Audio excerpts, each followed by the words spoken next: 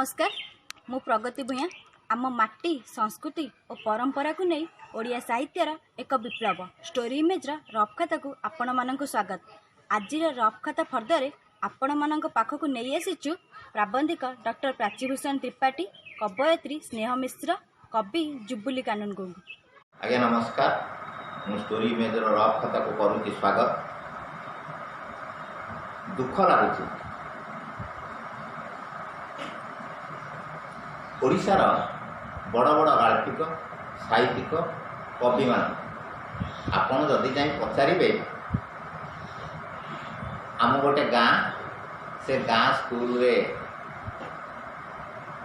वार्षिक कार्यक्रम आपन को सेठी संबर्धना करा दिबो।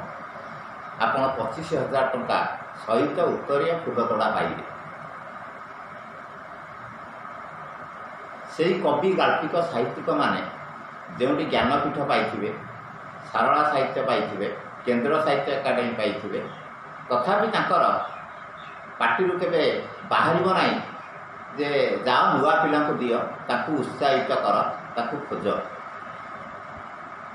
से माने बणर मल्ली सदृश फुटुचंती, झड़ुचंती, बासना पहुँची पारुनी बड़ लोकों पाखरे।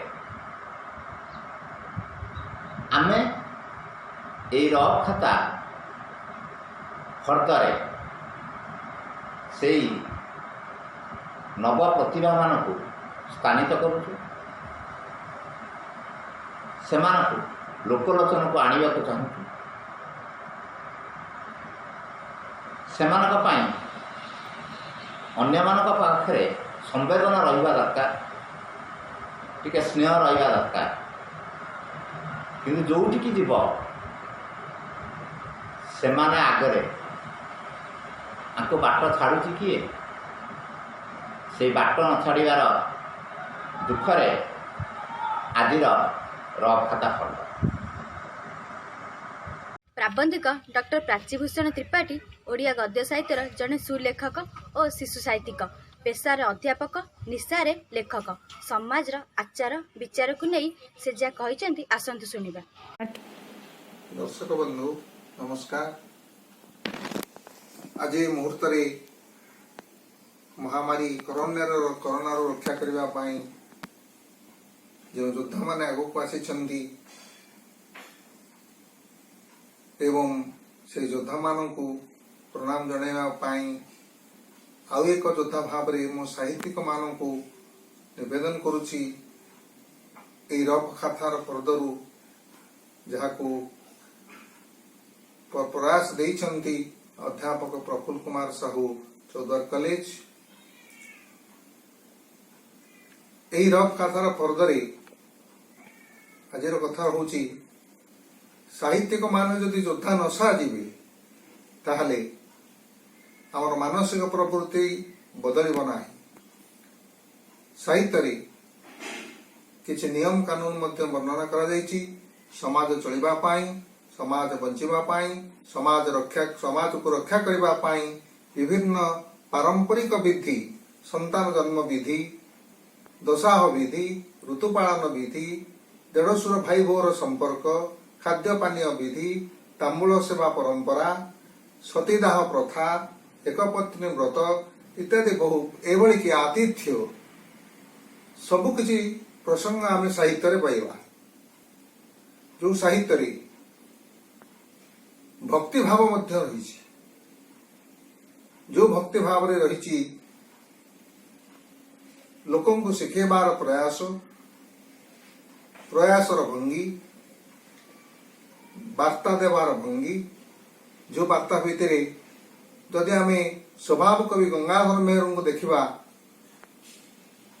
लेखनी को देखा, लेखनी को तर्जमा करवा गोटे प्रसंग से कहते भक्तिपूत प्रणाम जनाई भगवान को मु कार मातर मोर नुहे बोली कहवा को नाही बाट दुरु श्री चरणे अर्पण करुछि घनता विश्व सम्राट। से मु शब्द मु करिछि, मोर एटा मोर, ए बाप मोर, ए साइकल मोर, ए घर मोर, ए द्वार मोर, ए सब मोर जो भाव ए भावटा साहित्य रे प्रचार करा जायछि एवं कहा जायछि।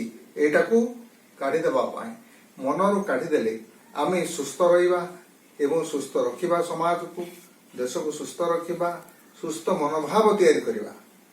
ସେଥିପାଇଁ ତିନୋଟି କଥା ଆମ ସମାଜରେ ଆମେ ତ ପିଲାଦିନୁ ପଢିଛୁ, ପିଲାଦିନୁ ଶିଖିଛୁ।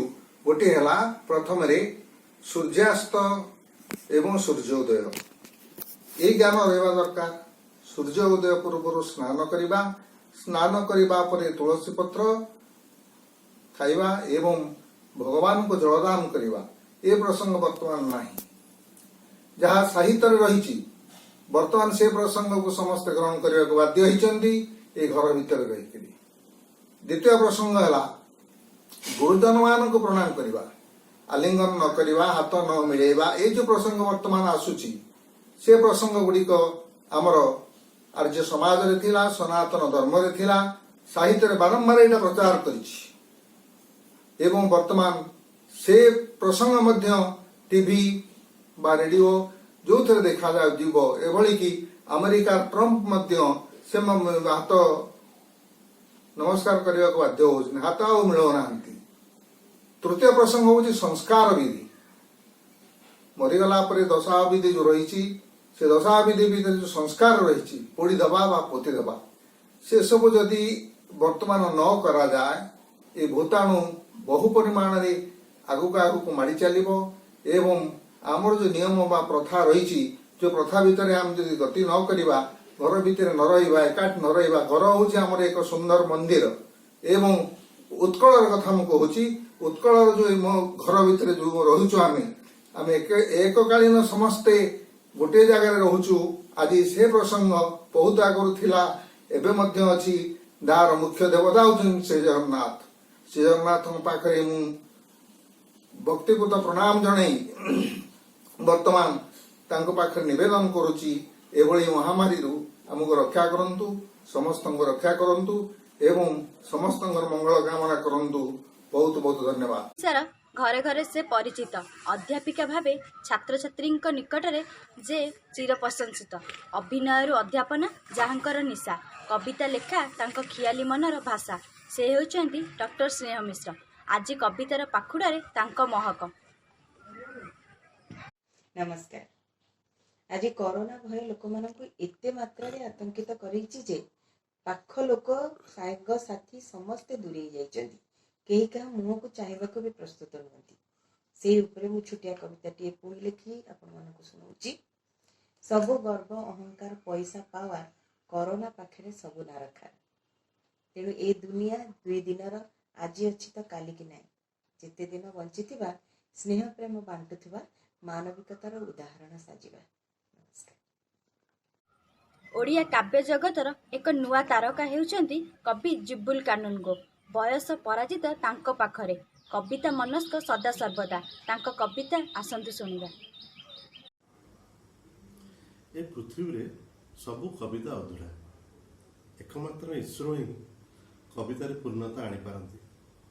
କବିମାନେ କେବଳ ନିଜର ଅଧୁରାପଣ ଭରିବାକୁ ଆଜୀବନ ଚେଷ୍ଟା କରି ଆସିଛନ୍ତି।